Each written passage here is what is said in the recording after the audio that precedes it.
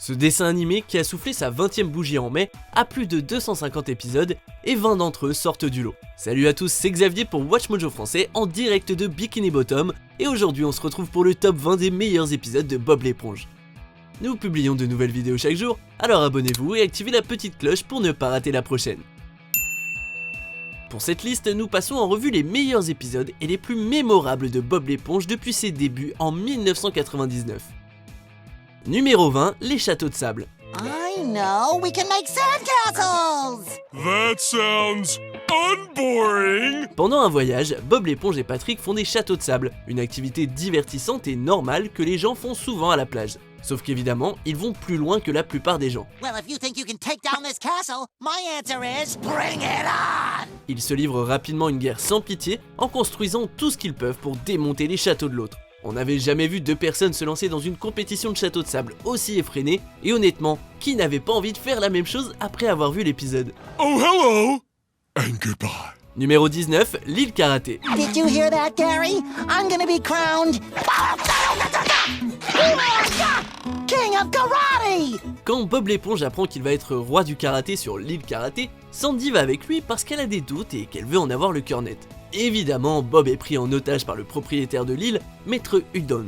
Sandy devra se battre dans le dojo pour le sauver alors qu'il est sur le point d'acheter une multipropriété. You mean this whole thing was a scam to get us to buy real estate? Bien écrit avec une apparition de Monsieur Miyagi lui-même, l'île karaté n'était pas qu'un épisode exceptionnel, c'était également une lettre d'amour faite aux arts martiaux. Numéro 18, livrer, tâcher, nettoyer. Your delivery, ma'am! En livrant de la nourriture dans un bureau, Bob l'éponge renverse par accident le contenu par terre. Malgré le fait que la société est un service ménager, il jure de revenir plus tard pour nettoyer son bazar. Patrick vient l'aider, mais ils finissent par transformer le bureau en une véritable porcherie et se retrouvent face au robot ménager du bâtiment. Après quelques saisons de qualité moindre, cet épisode était un superbe retour aux sources de la série grâce à son animation et son scénario. Hey, Patrick may be trashy, but he's not trash! Numéro 17, le point infernal. Tomorrow! SpongeBob, we gotta get to bed so we can be first in line! Quand l'Empire du Gant ouvre sa nouvelle attraction, le point infernal, Bob l'éponge et Patrick se rendent dans le parc. Mais leur enthousiasme chute lorsqu'ils voient les descentes et les explosions. Du coup, ils font tout ce qu'ils peuvent pour repousser le moment où ils vont monter dans le wagon. Il s'agit de l'un des rares épisodes auxquels les enfants peuvent s'identifier et il apprend une jolie leçon sur le fait de surmonter ses peurs, quitte à perdre sa colonne vertébrale au passage. Patrick, I don't want to face my fears! I'm afraid of them!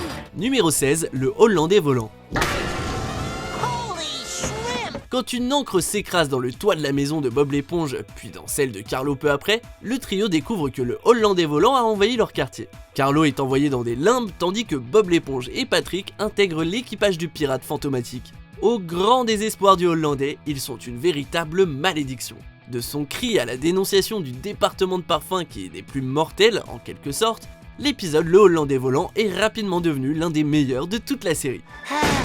I always hate going in there. Numéro 15, mauvaise haleine. Wow! It's Sunday, Gary! Guess what's for breakfast? Pour célébrer le dimanche, Bob l'éponge décide de se faire un Sunday, comme le dimanche en anglais. Sunday, Sunday, vous avez compris? Mais le problème, c'est qu'il avale une monstruosité qui lui donne mauvaise haleine. Et comme on pouvait s'y attendre, les habitants de Bikini Bottom ne tolèrent pas l'odeur, pour ainsi dire, et Bob l'éponge finit par penser qu'il est moche. Comment ne pas aimer cet épisode en voyant les réactions face à l'haleine de Bob? Afraid to look ugliness in the face? Well, here! Look at it! It's ugly, isn't it? You look at it! Hello. You look at it! Hi. Look at it! Look at it! Look at it! Look at it! En plus, Patrick raconte l'histoire la plus réjouissante de tous les temps. Est-ce que vous avez déjà entendu parler de l'affreuse écrevisse? Once there was an ugly barnacle. He was so ugly that everyone died. The end. Numéro 14, le club des mauviettes. Would you care for another Diet Cola with a lemon twist, weenie? En faisant du karaté, Bob l'éponge et Sandy trouvent un endroit où les marins les plus durs à cuire se rendent pour se bastonner. Sandy entre sans trop de problèmes, mais Bob l'éponge n'accepte pas l'idée de ne pas y avoir sa place. Malgré ça, il essaie d'entrer par tous les moyens, en mettant une perruque, en se faisant passer pour un tatouage et en simulant un combat. Okay, but I must warn you. I happen to be a world championship kickboxer. Ah, on ne peut qu'admirer Bob, ce petit gars n'est pas du genre à abandonner. Oh, please, have mercy. Numéro 13, les peintres du dimanche. Mr. Krabs sure has a lot of expensive treasures to drip paint on. Lors d'une journée calme au crabe croustillant, Monsieur Krabs demande à Bob et Patrick de peindre sa maison. Mais il y a un problème, la peinture est permanente et impossible à retirer. Et donc évidemment, une bulle de peinture explose et miraculeusement, elle n'asperge rien, sauf le premier dollar de Monsieur Krabs. Nos deux compères doivent alors vite réparer leurs bêtises avant que Jen ne rentre chez lui, ce qui est plus facile à dire qu'à faire. Si vous aimez le slapstick et les gags visuels, cet épisode est fait pour vous. Oh, now I see it. Numéro 12, le fil. Tous les épisodes récents ne sont pas des réussites, mais celui-ci possède l'un des concepts les plus créatifs de toute la série. En cuisinant des pâtés de crabe, Bob remarque qu'il y a un fil qui dépasse du polo de Carlo. Mais il s'avère que le fil s'étend bien au-delà du vêtement de son voisin et cause encore plus de problèmes à Bikini Bottom. Le fil n'est peut-être pas aussi long que les autres épisodes, mais il brise le 4e mur avec créativité.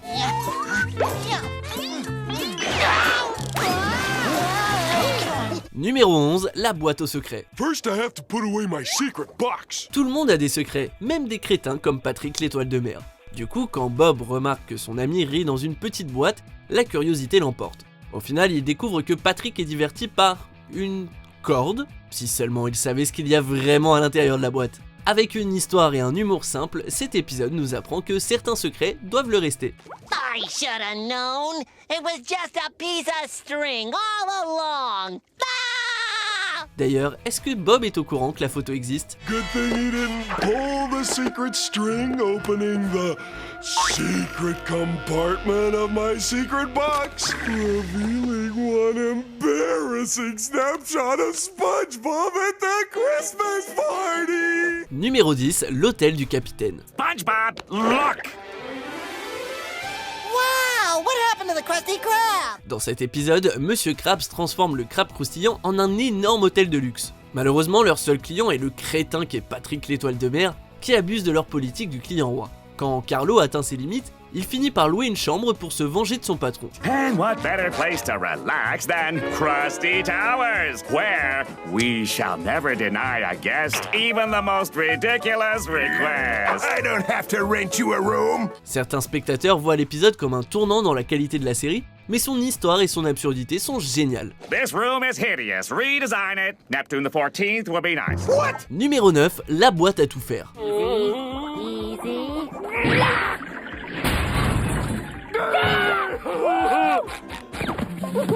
Dans la boîte à tout faire, Bob l'éponge et Patrick commandent une nouvelle télévision avant de la mettre à la poubelle pour jouer avec l'emballage. Carlo saisit alors l'opportunité d'avoir une nouvelle télé.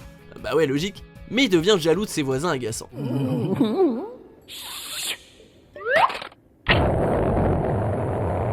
Squidward's such a jerk. Apparemment, ils s'amusent plus dans la boîte et font des effets sonores hyper réalistes, ce qui pousse Carlo à croire qu'il existe tout un monde à explorer à l'intérieur. SpongeBob? Et si cet épisode hilarant nous a bien appris une chose, c'est que tout est possible grâce à... Imagination. Numéro 8, le blues du plancton. I can't take it. Plankton, it's you. Yes. Et oui, on repart dans la première saison à présent. Dans le blues du plancton, Bob tente de se lier d'amitié avec Plankton et lui montre un style de vie plus positif. Mais tout le monde n'approuve pas cette amitié improbable et Bob doit prouver à son patron que Plankton a changé. En plus d'être un épisode exceptionnel et de la chanson mémorable qu'il comprend, cet épisode reste l'une des histoires les plus captivantes que la série nous ait jamais racontées. It's not about winning, it's about fun. What's that? Numéro 7, service de nuit. It'll be just like a sleepover, only we'll be sweaty and covered with grease. Les services de nuit ne sont pas pour tout le monde, croyez-moi, et surtout pas pour Bob l'éponge. Notre ami Poreux est optimiste à l'idée d'un service de nuit, jusqu'à ce que Carlo lui raconte l'histoire du tueur. Au départ, c'était qu'une blague, mais au fur et à mesure que la nuit avance, ils voient tous les deux des signes indiquant que le tueur est réel. L'épisode est marrant et file la chair de poule et captive les fans avec son histoire de fantôme. Numéro 6, bienvenue à bord. I've been training my whole life for the day I could join the Krusty Crew. And now I'm ready. Bienvenue à bord démarre en nous montrant comment Bob l'éponge a atterri au crabe croustillant. Pour qu'il lui fiche la paix, Monsieur Krabs lui demande de trouver une spatule high-tech. Et lorsqu'il part, le crabe croustillant se retrouve envahi par des anchois affamés. Beaucoup de séries ont du mal à faire forte impression dès le premier épisode, mais alors avec Bienvenue à bord, on montre au public que Bob l'éponge est spécial et que c'est pour cette raison qu'il est connu depuis autant de temps. That was the finest fast foodsmanship I've ever seen, Mr. Squarepants. Welcome aboard. But Mr. Hey, Krabs... cheers for SpongeBob! Numéro 5, l'ours des mers. Wouldn't it be great if they got lost in the woods and never came back? Patrick, I'm scared. Carlo est ravi d'avoir enfin un week-end loin de Bob et Patrick, puisqu'ils ont décidé d'aller faire du camping. Seulement, ils ont décidé de le faire juste en dehors de chez eux. Have fun inside. What do you mean, have fun inside? Intrigué par la phrase de Bob, Carlo finit par les rejoindre pour leur montrer à quoi ressemble le vrai camping. Now you'll see how a real outdoorsman does it! Franchement, comment ne pas adorer cet épisode? Non seulement on apprend la chanson entraînante autour du feu de bois, mais en plus on découvre comment se défendre face à un ours des mers. Non mais Bob l'éponge nous apprend la vie les amis, c'est tout.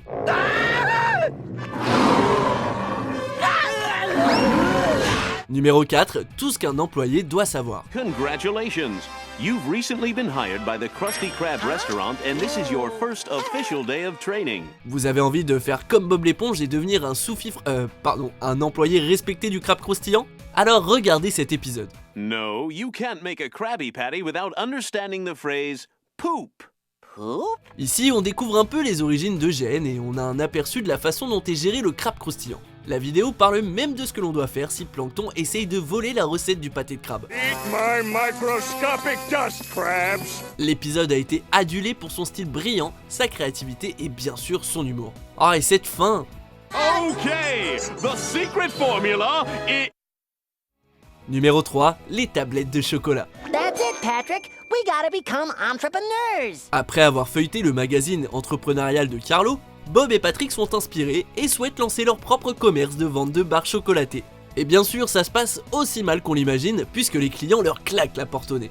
Cet épisode est l'un des plus drôles de la série et ses répliques sont cultes. I remember when they first invented chocolate. Sweet, sweet chocolate.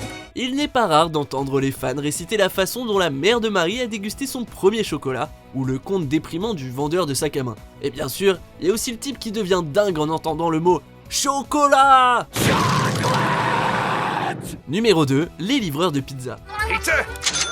Of course we have pizza! Le crabe croustillant ne sert peut-être pas de pizza, mais ça n'empêche pas Monsieur Krabs de se faire un peu d'argent. Ce qui débute comme une tâche simple devient une véritable odyssée. Heureusement pour Carlo, Bob l'éponge connaît quelques trucs d'autostop, comme arrêter un camion, en quelque sorte. Et qui pourrait oublier la chanson de la pizza du crabe croustillant. The Krusty Krab pizza is the pizza for you and me. En plus d'être super drôle, il s'agit de l'un des rares épisodes qui montre que Carlo apprécie vraiment Bob, même si ce n'est pas toujours flagrant. Sponge? It's okay. Avant de dévoiler notre vainqueur, voici quelques mentions honorables. What's going on here? Why is everything chrome? Everything is chrome in the future. I declare these fry cook games open!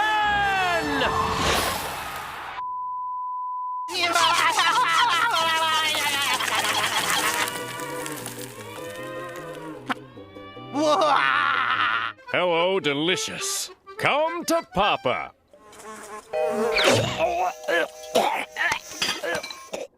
Ever alert, Mermaid Man has trained himself to sleep with his eyes open.